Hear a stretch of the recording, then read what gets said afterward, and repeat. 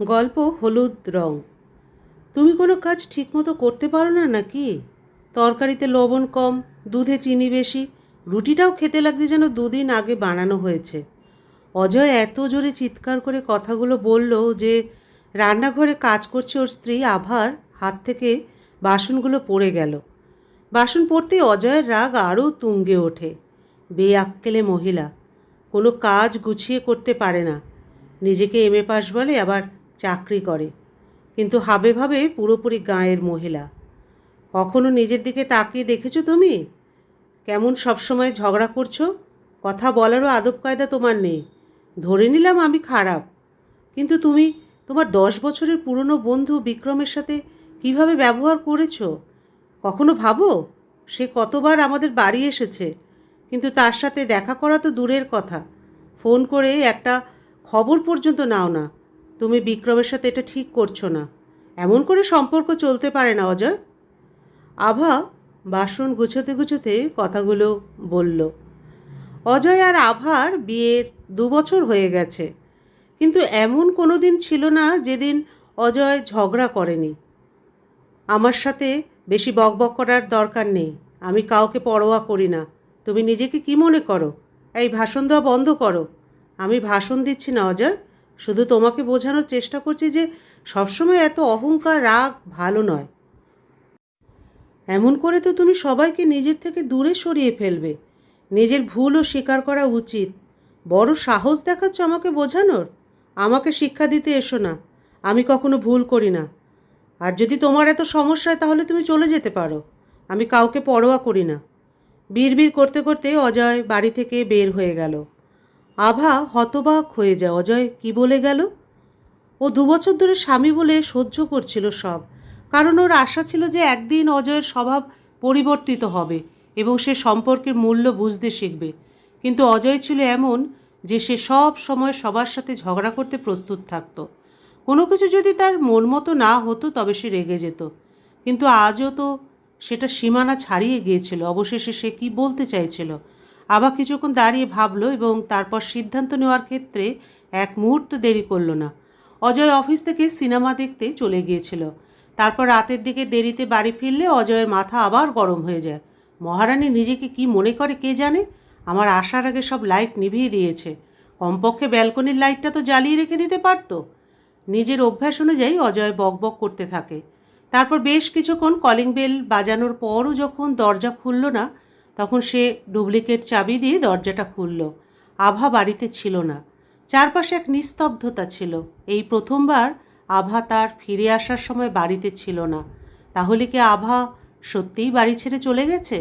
এক মুহূর্তের জন্য অজয় একটু অবাক হয়ে যায়, কিন্তু তারপর সে সাধারণ হয়ে গেল। চলে গেলে চলে যাক, আমি তার খবরদারি আর সহ্য করব না। 1-2 দিনের মধ্যেই নিজেই ফিরে আসবে। অজয় বকবক করতে করতে সেই রাতে রাতের খাবার না খেয়েই শুয়ে পড়ল।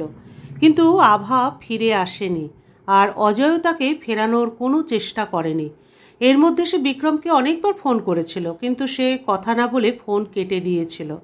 অফিসের এক সহকর্মীকে যখন অজয় বিক্রমের আচরণ সম্পর্কে বলল, তখন সে হেসে উঠে নিজের সিটে গিয়ে বসে পড়ল। যখন অন্য এক সহকর্মী তার হাসার কারণ জানতে চাইল, সে বলল, আমাদের অজয় জানে না যে জীবনে বন্ধুদের একেবারে সরিয়ে দেওয়া সহজ, কিন্তু যদি স্ত্রী চলে যায় তাহলে বন্ধু তো দূরের কথা, তখন কোনো সম্পর্কই বজায় রাখা কঠিন হয়ে পড়ে। এখন দেখো অজয় কতদিন ভালো থাকতে পারে। আভা চলে যাওয়ার পর প্রথম প্রথম অজয়ের দিনগুলো খুব ভালো কাটতো। নিজেকে খুব স্বাধীন লাগতো। যখন ইচ্ছে হতো বাড়ি ফিরতো, হোটেলে খাবার খেত এবং সকালে দেরি করে ঘুমাতো। কিন্তু আস্তে আস্তে তার অস্বস্তি হতে শুরু করলো। রাতের অন্ধকার এবং নীরবতায় ভরা বাড়িতে ফিরে আসা, নিজে খাবার বানানো এবং একা বসে টিভি দেখা। এখন আভা তো আর নেই যার ওপরে সে তার বিরক্তি প্রকাশ করবে। তাই সে কাজের মেয়ে শিলার ওপরে নিজের ক্ষোভ উগরে দিতে শুরু করলো। কখনো তার দেরি করে আসার কারণে, কখনো আবার বাড়ি ঠিকমতো পরিষ্কার না করার কারণে। শিলা বৌদি চলে যাওয়ার পর একা অজয়ের জন্য কাজ করতে আগ্রহী ছিল না।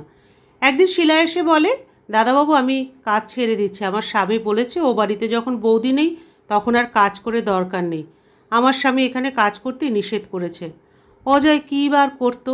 সে একটা ছেলে কাজের লোক নিয়েছিল যে সারাদিন বাড়িতে থাকতো, কিন্তু সে যতটা রোজের জিনিসপত্র আনতো তা কম পড়তে শুরু করলো।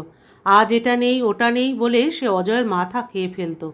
তার প্রতিবেশীরা তাকে এক দুবার সতর্কও করে দিয়েছিল যে তোমার কাজের ছেলে দিনভর তার পরিচিতদের এখানে বসিয়ে রাখে, কিন্তু অজয় ভাবল যে হয়তো তার প্রতিবেশীরা তার কাজের ছেলে রাখার জন্য ঈর্ষা করছে।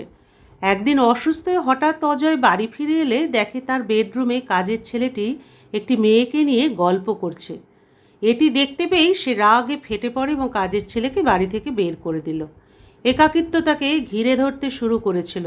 সে অনেকবার তার মায়ের কাছে বলেছিল যে মা তুমি আমার কাছে থাকো, কিন্তু অজয়ের মা বলেছিলেন দেখ আমার শরীর ভালো থাকে না, আর বৌমাও নেই, কে আমার যত্ন নেবে? আমার আসার ফলে তোর কাজ বাড়বে শুধু। এমনকি অজয়ের বোনেরা যারা আভা থাকাকালে মাসে 2-3 বার বেড়াতে আসতো তারাও আসা বন্ধ করে দিল। বোনেরা বলতো দাদা নিজের সংসারেই রান্না করে খেতে হয়, দাদার ওখানে গিয়েও আবার রান্না করে খাও, এটা সম্ভব নয়। বৌদি ছিল, আদর যত্ন করতো, তো সব কিছু অন্যরকম ছিল, এবং আমরাও 2-4 দিন তোমার বাড়িতে ভালোভাবে সময় কাটিয়ে আসতে পারতাম। এখন বৌদিও নেই, তাই যাওয়ার ইচ্ছেটাও নষ্ট হয়ে গেছে। অজয় বোনেদের কথাগুলো শুনে বিরক্ত হয়ে যেত, কিন্তু একাকিত্ব ও একঘেয়েমির কারণে সে চুপচাপ তাদের কথাগুলো শুনে যেত আর মনটা দুঃখে ভরে উঠত। আর ভাবত আভা কীভাবে দক্ষতা ও ভালোবাসার সঙ্গে সমস্ত সম্পর্কগুলোকে সুন্দর করেছিল। তাই তার চলে যাওয়ার পর ওর আপনজনেরাই এমন মুখ ফিরিয়ে নিল, যেন ওর মা বোন আভারই আত্মীয়। বেশ কিছুদিন ফোনে অনেক অনুরোধ করার পর অজয়ের পিসিমা এলেন, কিন্তু তিনি খুব দুঃখিত হয়ে বললেন এখন আর তোর বাড়ি আসতে ইচ্ছা করে না। আমার কথাগুলো তোর খারাপ লাগতে পারে, কিন্তু সত্যি তো এটা যে তোর মুখভঙ্গি দেখতে কি আসবে? আভা ছিল তো কত যত্ন নিয়ে সবাইকে আপ্যায়ন করত। যতই ক্লান্ত থাকুক কখনো মুখ গোমরা করতো না। ঘরের বউ তো ঘরের লক্ষ্মী হয় বাবা, বউ না থাকলে ওটার ঘর থাকে না, জীবনটাও যে বেকার হয়ে যায়। বন্ধুরা আত্মীয় স্বজন সম্পর্কীয়রা কতদিন আর কতটুকু পাশে থাকবে? সঙ্গ তো শুধু স্ত্রী শেষ পর্যন্ত দেয়। স্বামী স্ত্রীর মধ্যে যতই ঝগড়া হোক না কেন তবুও সেই সম্পর্কই একমাত্র যা জীবনের শেষ পর্যন্ত বজায় থাকে। অজয় কী বা বলতো এবং কিভাবে পিসিমাকে থামাতো? তার মনে হলো পিসিমা সত্যি ওকে আয়না দেখিয়ে দিয়ে গেছেন। গত 6 মাসে যে যন্ত্রণা সে সহ্য করেছে তাতে তার অহংকার উড়ে গেছে। হোটেলের খাবার খেতে খেতে সে ক্লান্ত হয়ে পড়েছিল এবং কাজের কোনো লোকও বাড়িতে থাকতে রাজি না। অজয় ভাবলো আজ রাতের খাবার বন্ধু পীযূষের বাড়িতে খাবে, কিন্তু পীযূষ বলল বন্ধু আমার বাবা ভালো নেই, তাই আজ সম্ভব না। আমি তোর সঙ্গে কোনো একদিন যোগাযোগ করব এবং তোকেও ডাকবো। অজয় কি করবে? সে রেস্টুরেন্টে খেতে গেল, সেখানে দেখে পীযূষ তার পরিবার নিয়ে এসেছে। অজয় ভাবতে থাকে যে তার বন্ধুও তাকে নিজের বাড়িতে ডাকলো না। পীযূষও অজয়কে দেখে নিয়েছিল, তাই পরের দিন ফোন করে বলল বন্ধু কি করি? আমার বউ বলেছে যে অজয়দা একা এসে কি করবে, আমার খুব অস্বস্তি লাগবে। আভা বৌদি যদি থাকতো তাহলে আলাদা কথা।